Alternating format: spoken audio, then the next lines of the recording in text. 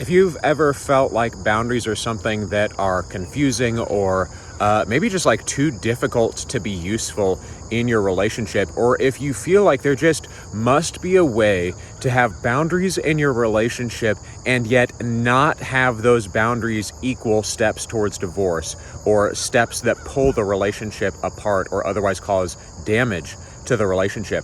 Well, that's going to be what we explore in this week's episode of the Husband Help Podcast. What we're going to find is there are actually some common themes, some common places where you're going to, I think, rightly run into confusion because you're kind of pulled in two different directions. And there are a couple of unifying themes in the way the boundaries are taught that I think open up the door for damage to a marriage. Here's an approach to boundaries that I think actually flips these critiques in the other direction so that we have a better system for boundaries. And ultimately what we want is we want the freedom to have boundaries in your relationship, to be able to keep yourself safe when you need to, and yet to still be tilted into the marriage, towards the marriage, to have boundaries be something that can actually help your relationship to flourish. Anyway, come check out the podcast episode if you're interested.